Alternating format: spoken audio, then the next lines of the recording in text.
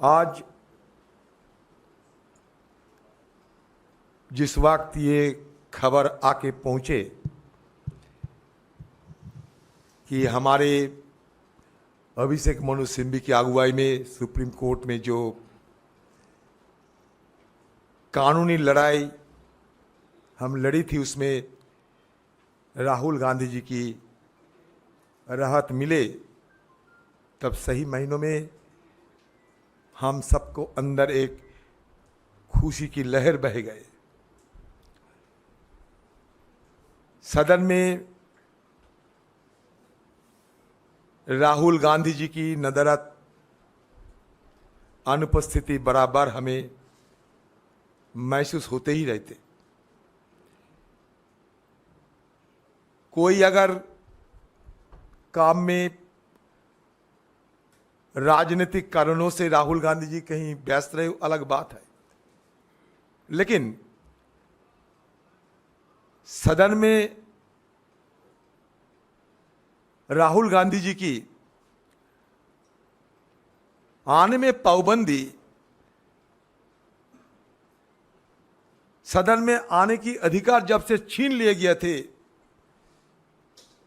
तब सही महीनों में हम लोग बड़े दुखी थे।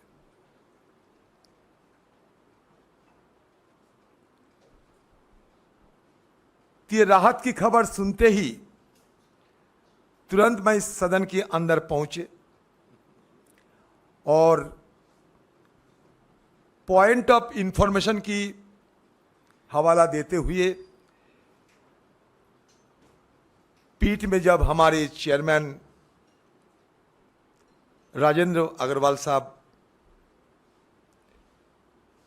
बैठे थे, तब उनके पास बात रखी कि सुप्रीम कोर्ट से राहुल गांधी जी की राहत मिल चुके हैं, अब सारे पाबंदी हटा के जल्द से जल्द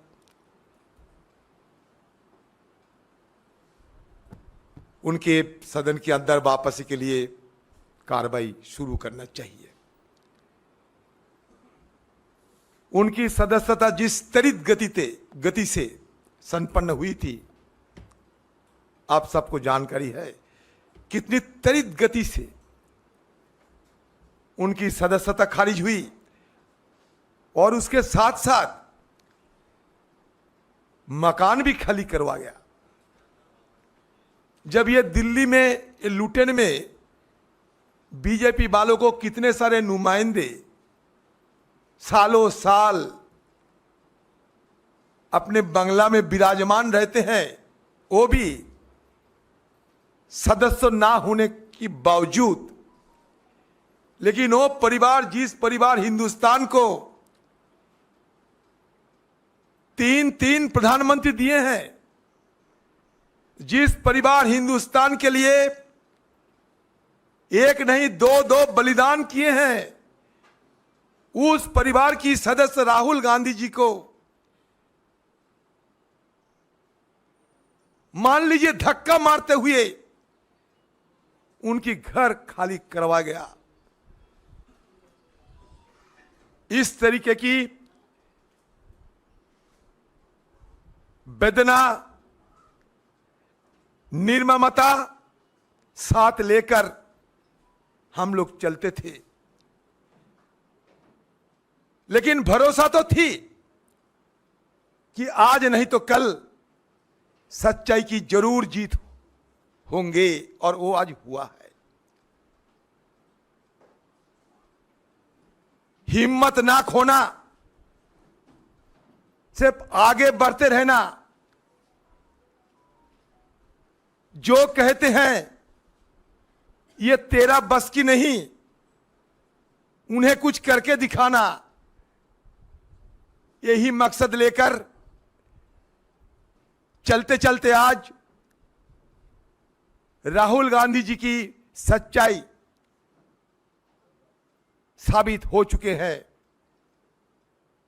सनद रहे कि हमारे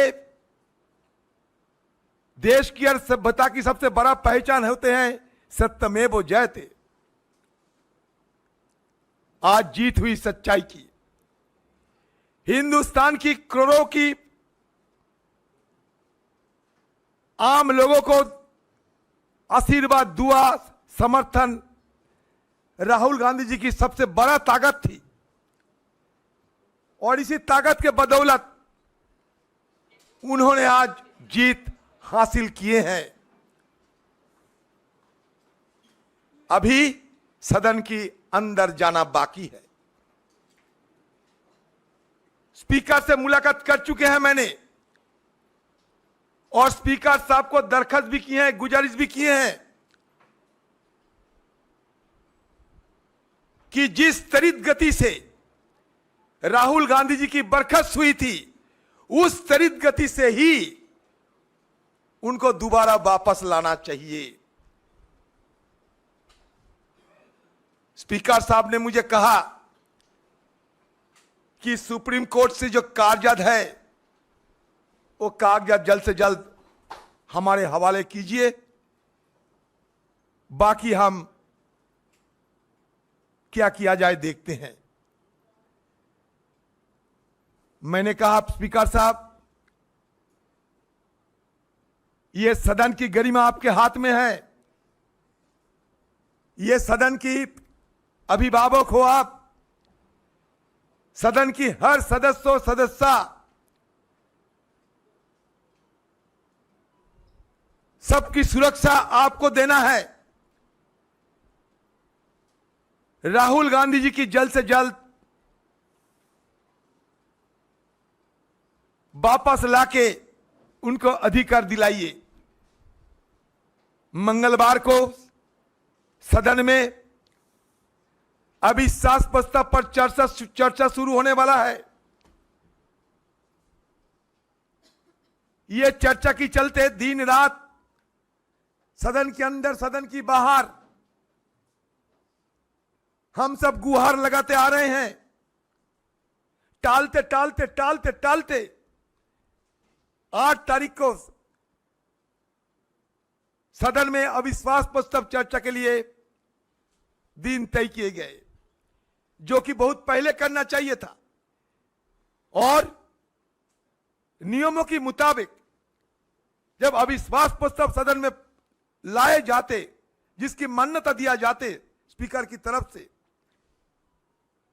उस समय बिना अविश्वास प्रस्ताव कोई विधायक पारित नहीं होना चाहिए। ये हमारा नियमों के मुताबिक, परंपरा के मुताबिक। लेकिन फिर भी रोजाना ये सरकार सदन में बिना चर्चा एक के बाद एक विधायक धड़ल्ले से पारित करते जा रहे हैं। ये परंपरा के खिलाफ सदन की हालात देखकर हम लोग सब बड़े परेशान हैं।